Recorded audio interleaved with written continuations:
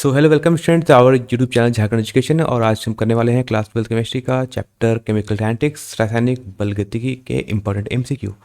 तो लेट नहीं करते हैं, सभी स्टार्ट करते हैं और आज का पहला क्वेश्चन स्टार्ट करते हैं। क्वेश्चन कहता है कि plot Son below between concentration time and time T which of the flowing gives order is shown by the graph. कह रहा है हमें कंसंट्रेशन और हमें कह रहा है कि और टाइम के बीच हमें एक ग्राफ गिवन है कि मतलब हमें सांद्रता और टाइम के बीच एक ग्राफ गिवन है। कह रहा है कि इसमें से इस ग्राफ को देख बताना है कि ये किस ऑर्डर का है, किस कोटि का है ना। ग्राफ देख बताइए किस ऑर्डर का है, किस कोटि का है। कह रहा है first order, second order, zero order और नन। तो याद रखो कि ये किस ऑर्डर का है, ग्राफ देख बताना। इसे कहते हैं ये जीरो ऑर्डर का होता है। जब भी ग्राफ ऐसा बने याद रखना ये जीरो ऑर्डर का होता है। ठीक है, इस टाइप का जब भी ग्राफ बनता है यानी स्लोप जब भी डिक्रीज करता है ऐसा है ना, यानी इसका बोलते हैं स्लोप नेगेटिव होता है ना। स्लोप क्या होता है, माइनस के मतलब नेगेटिव होगा। इस केस में रखना कि हमारा जो ऑर्डर होगा इस रिएक्शन का, जो भी रिएक्शन रहा होगा, ये जीरो ऑर्डर का एक हमारा रिएक्शन होता है। Option number C the correct answer. आते हैं क्वेश्चन नंबर 2, लिखता है radio active disintegration is an example of, है ना। जब आपका रेडियो एक्टिव डीके होता है, जिसको हम बोलते हैं ना, मतलब रेडियो धर्मिता बोलते हैं। तो कहता है कि जब ये रेडियो एक्टिव डीके होता है तो ये किस ऑर्डर का रिएक्शन है। आपने पढ़ा ना D lambda by D T, ऐसा कुछ पढ़ा, D lambda by D T, है ना, इज इक्वल टू होता है minus lambda time of T. कह रहा है ये किस ऑर्डर का रिएक्शन है। तो याद रखना ये किस ऑर्डर का रिएक्शन होता है, ये हमारा एक फर्स्ट ऑर्डर का रिएक्शन होता है। ठीक, किस कोटि का, ये प्रथम कोटि का ये हमारा रिएक्शन होता है ना। इस लैम्डा को मत लिखो, लैम्डा की जगह आप एन लिख लो, है ना। इस लैम्डा की जगह आप एन लिख लो। तो D N by D T equal to होता है माइनस लैम्डा टी, हाँ ऐसे।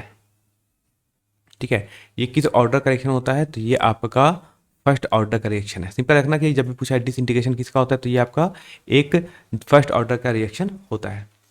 आते क्वेश्चन नंबर 3 कहता है कि unit of rate constant for first order reaction. First order reaction जो होता है उसके उसका यूनिट, उसके रेट कांस्टेंट का यूनिट क्या होता है। मतलब कह रहा है कि प्रथम कोटि की जो विक्रिया होती है उसके लिए वेग स्थिरांक का मात्रक क्या होता है, यानी फर्स्ट ऑर्डर रिएक्शन के लिए रेट कांस्टेंट का यूनिट क्या होता है। ठीक है, तो अभी कहता फर्स्ट ऑर्डर रिएक्शन, अभी मैंने कहा था फर्स्ट ऑर्डर रिएक्शन कौन होता, अभी मैंने कहा था फर्स्ट ऑर्डर का जो रिएक्शन होता है वो हमारा रेडियो एक्टिव डीके होता है, जिसको हम रेडियो धर्मिता बोलते हैं। अभी अभी से जस्ट पहले क्वेश्चन किया था। तो क्या इसमें जो लैम्डा की आती है वो कह रहा है उसकी कह रहा है उसका रेट कांस्टेंट क्या होता है। तो याद देखो अगर आपने हाफ लाइफ में ही पढ़ा होगा तो लैम्डा इक्वल होता है 0.693 डिवाइड बाई टी हाफ, ऐसे लिखते हैं ना, टी हाफ। ठीक, हमसे इसका यूनिट पूछा गया कि इसका यूनिट क्या होगा। ठीक है, देखो तो यानी यूनिट ऑफ लैम्डा क्या होगा ऐसा। ठीक है, देखो तो इसका तो कोई यूनिट होता है, इसका तो कोई यूनिट होगा नहीं, ऊपर वाला कोई यूनिट नहीं होता। नीचे जो टाइम है ना, टाइम यूनिट क्या होता है, टाइम यूनिट होता है पर सेकेंड, है ना। टाइम यूनिट क्या होता है, टाइम यूनिट होता है सेकेंड। टी हाफ का मतलब होता है ये पावर नहीं है ना, ये टी हाफ ऐसे मत लिखो, टी हाफ को आप ऐसे लिख लो, आपको कंफ्यूज होगा पता, ऐसे लिखते हैं टी हाफ, है ना। तो जो टाइम का जो यूनिट होता है वो सेकंड होता है, यानी यूनिट ऑफ लैम्डा क्या होगा, 1/सेकेंड। 1/सेकेंड का मतलब होता है पर सेकेंड, है ना। तो रखना कि जब भी पूछा जाए कि फर्स्ट ऑर्डर रिएक्शन के रेट कांस्टेंट का यूनिट क्या होता है तो हमेशा पर सेकेंड होता है। ठीक है, option number be the correct answer. आते क्वेश्चन नंबर 4, लिखता है hydrolysis of ethyl acetate is a reaction of, है ना। कहता है कि जब हम इस एसिटाइल एसीटेट का, है ना, ये हमारा इथाइल एसीटेट है, जब इसका आप हाइड्रोलाइसिस करते हैं तो कह रहा है हमें जो हमें प्रोडक्ट मिलेगा, कह रहा है ये किस ऑर्डर का रिएक्शन है, जीरो ऑर्डर का रिएक्शन है, सूडो फर्स्ट ऑर्डर रिएक्शन है, या सेकंड ऑर्डर या थर्ड ऑर्डर। तो ये हमारा फर्स्ट ऑर्डर का रिएक्शन होता है ना। क्वेश्चन कहाँ से पूछा गया है, एनसीईआरटी, है ना। मैं कहता हूँ एनसीईआरटी पढ़ लोगे तो केमिस्ट्री के लिए 1 नंबर होता है क्वेश्चन। आप एनसीईआरटी पढ़ लो, आपके मैक्सिमम क्वेश्चन वहाँ से सॉल्व हो जाएंगे। Specially for the organic chemistry, जिनको बहुत डर लग रहा है रखना, ऑर्गेनिक केमिस्ट्री के लिए आपको एनसीईआरटी पढ़ लेना, सोल्यूशन मिल जाएगा। नहीं मिलेगा तो आप मुझे कमेंट कर दो कि मुझे एनसीईआरटी का सोल्यूशन चाहिए, हम टेलीग्राम ग्रुप पर अपलोड कर देंगे। बात करते हैं क्वेश्चन नंबर 5, लिखता rate of which reaction increases with temperature, है ना। कह रहा है कि किस टाइप के रिएक्शन का रेट, है ना, बढ़ जाएगा टेम्परेचर के साथ, है ना। यानी जब हम टेम्परेचर बढ़ाते हैं, है ना, जब हम इंक्रीज विथ टेम्परेचर करेंगे तो किस टाइप के, किस ऑर्डर, किस टाइप के रिएक्शन का रेट बढ़ जाएगा। ठीक है, यानी किस प्रकार के अभिक्रिया का दर ताप के साथ बढ़ता है। एक्सोथर्मिक मतलब उष्माक्षेपीय अभिक्रिया। ऑप्शन बी कहता है एंडोथर्मिक मतलब उष्मा शोषी, मतलब जो एक्सेप्ट कर रहा है, मतलब जो एब्जॉर्ब कर रहा है, उसे बोलते हैं उष्मा शोषी या उसे बोलते हैं एंडोथर्मिक। सी कहता है एनी ऑफ द अबव, इनमें से कोई भी हो सकता है, और नन ऑफ द अबव यानी इनमें से कोई भी नहीं। तो देखना है कि जब हम रेट ऑफ रिएक्शन, ठीक है, तो रेट ऑफ रिएक्शन जब टेम्परेचर बढ़ने के साथ किसका रिएक्शन बढ़ जाता है, कौन सा किसका रेट बढ़ जाता है, एक्सोथर्मिक एंडोथर्मिक किसी का नहीं या दोनों का, तो दोनों का, है ना। चाहे वो एक्सोथर्मिक हो, चाहे वो एंडोथर्मिक हो, चाहे ऊष्माक्षेपी हो, चाहे ऊष्माशोषी हो, टेम्परेचर बढ़ने पर दोनों टाइप का रिएक्शन का रेट बढ़ जाता है। यानी दोनों टाइप के रिएक्शन या दोनों टाइप के अभिक्रिया की दर बढ़ जाती है, चाहे वो एक्सोथर्मिक हो, चाहे वो एंडोथर्मिक हो, चाहे वो ऊष्माक्षेपी हो, चाहे वो ऊष्मारोधी हो, दोनों का रेट बढ़ जाता है टेम्परेचर बढ़ने के साथ। बात समझ आ गया? तो करते हैं क्वेश्चन नंबर 6। आता है क्वेश्चन 6, कहता है the role of catalyst is to change, है ना। कैटलिस्ट का यूज हम क्या करते हैं ना, रिएक्शन को बढ़ाने के लिए करते हैं, रिएक्शन के रेट को बढ़ाने के लिए करते हैं। तो रिएक्शन के रेट को बढ़ाने के लिए क्या कर वो, यानी कैटलिस्ट का काम क्या कर रहा होगा, तो कैटलिस्ट काम होता है कि उसकी एक्टिवेशन एनर्जी को चेंज कर देना, यानी उसकी संकीर्ण ऊर्जा को चेंज कर देना, है ना, ताकि रिएक्शन फास्ट या स्लो हो जाए, है ना। लेकिन याद रखना, कैटलिस्ट में के अपने आप में कोई चेंज नहीं आना चाहिए, है ना। कैटलिस्ट वो इंसान होता है, यानी कैटलिस्ट वो इंसान होता है, समझ लो ऐसा, कि जो दो आदमियों के बीच में लड़ाई लगा देगा लेकिन उसे कुछ नहीं होगा, वही काम करता है कैटलिस्ट, ना। ऐसे लोग को हम लोग कैटलिस्ट बोलते हैं, ठीक है। तो क्या करता है वो, उसकी एक्टिवेशन एनर्जी को बढ़ा देता है ना। यानी जब दो लोग लड़ रहे होंगे, कोई आकर तीसरा आदमी का कुछ बोलते तो दोनों की एक्टिवेशन एनर्जी बढ़ जाएगी, मतलब दोनों का गुस्सा बढ़ जाएगा, ऐसा समझ लो, ठीक है। Option number C the correct answer.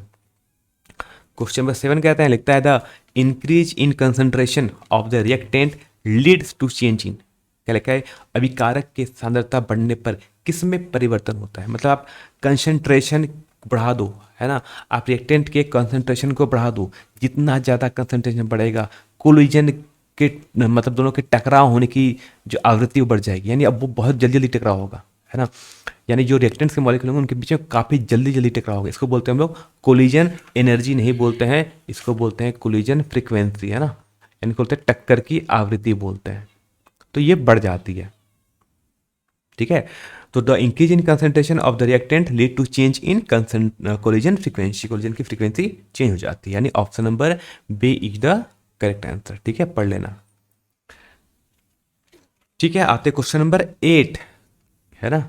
Question 8 कहता है, in the presence of catalyst the heat evolved और absorbed during the reaction each, कह रहा है कि उत्प्रेरक की उपस्थिति में कोई भी अभिक्रिया उष्मा का ह्रास करता है या ग्रहण करता है। यानी जब भी आप कैटलिस्ट करोगे तो हीट इवॉल्व होगा या एब्जॉर्ब होगा रिएक्शन में, तो ये क्या होगा, बढ़ जाएगा। मतलब आप कैटलिस्ट को डालने पर रिएक्शन में क्या होगा कि कैटलिस्ट को डालने पर रिएक्शन का जो हीट इवॉल्व हो रहा होगा, मतलब जो हीट में निकल रहा होगा, जो या फिर जो उसमें हीट एब्जॉर्ब हो रहा होगा, वो क्या होगा, बढ़ जाएगा, या दोनों घट जाएगा, या कोई चेंज नहीं आता है, या बढ़ भी सकता है, घट भी सकता है। तो याद रखना ये कुछ नहीं करता है ना, अनचेंज्ड, कुछ नहीं करता है ये, ना ही ये बढ़ाएगा ना ही घटाएगा। कैटलिस्ट काम होता है बस रेट को बढ़ाना, है ना, वो फास्ट होगा स्लो होगा, लेकिन हीट इवॉल्व ज़्यादा होगा या हीट एब्जॉर्ब ज़्यादा होगा, ऐसा कुछ नहीं होता, और ना ही कम होता है। ना ही वो हीट कम एब्जॉर्ब करेगा, ना ही वो हीट ज़्यादा एब्जॉर्ब करेगा, ना ही वो हीट ज़्यादा इवॉल्व करेगा लीच करेगा, ना ही वो हीट कम लीच करेगा, कुछ नहीं होता है ना, वो अनचेंज रहता है, बस रिएक्शन थोड़ा फास्ट हो जाएगा, बस इतना ही काम है ना। जबकि कितना हीट प्रोड्यूस हो रहा है इसमें कोई भी इफेक्ट नहीं करता है, मतलब कोई रिएक्शन होगा वो जल्दी हो जाएगा, बस इतना ही काम करता है ना। रिएक्शन जल्दी होगा ऐसा मतलब नहीं कि ज़्यादा हीट निकल जाएगा, ऐसा नहीं होता है, बस वो काम जल्दी हो जाता है हमारा। आते क्वेश्चन नंबर 9, लिखता है threshold energy is equal to, कहता है थ्रेशोल्ड ऊर्जा किसके बराबर होता है, एक्टिवेशन एनर्जी संकीर्ण ऊर्जा के बराबर होता है। बी कहता है एक्टिवेशन एनर्जी मतलब संकीर्ण ऊर्जा माइनस एनर्जी ऑफ मॉलिक्यूल्स मतलब अणु की ऊर्जा के बराबर होता है। सी कहता है ऑप्शन की activation energy plus energy of molecules मतलब संकीर्ण ऊर्जा प्लस अणुओं की ऊर्जा के दोनों के योग के बराबर होता है। और ऑप्शन डी कहता है कि नन ऑफ दीज, इनमें से मतलब कोई भी नहीं। तो क्या होगा करेक्ट ऑप्शन, रखना जो थ्रेशोल्ड एनर्जी होती है किससे इक्वल होती है, एक्टिवेशन एनर्जी, है ना, plus energy of molecules. Simple formula है, कुछ नहीं है ना।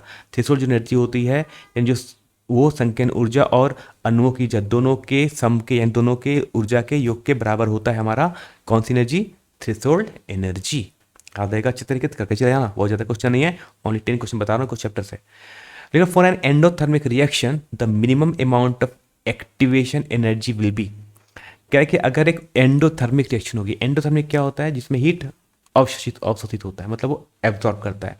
तो जब भी एक उष्मा से अभिक्रिया होगी तो उसमें जो मिनिमम जो अमाउंट ऑफ एक्टिवेशन एनर्जी की यानी जो कम से कम संकीर्ण ऊर्जा होगी वो क्या होगी, वो 0 से कम हो जाएगी, या वो डेल्टा एच मतलब इंथैल्पी के बराबर हो जाता है। सी कहता है कि लेस देन डेल्टा एच मतलब इंथैल्पी के चेंज इन इंथैल्पी से कम हो जाता है। और डी कहता है कि change in more than delta H मतलब डेल्टा एच से अधिक मतलब इंथैल्पी से ज़्यादा हो जाता है।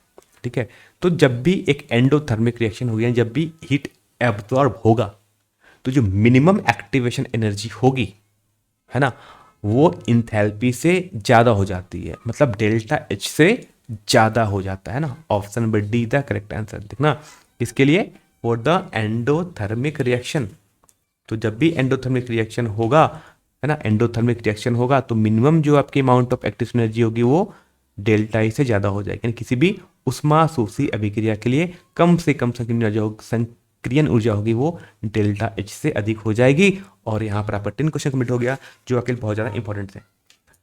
अगर बहुत को लग रहा हो कि सर हम क्या पढ़े, तो एक काम करो, मेरा इसी यूट्यूब चैनल पर भी सर्च कर लेना, मैं आपको लिंक दे दूंगा आपको टेलीग्राम चैनल पे, कि 2022 में ना मॉडल पेपर आया था, तो उस मॉडल पेपर में कुछ क्वेश्चन दिए हुए थे, है ना।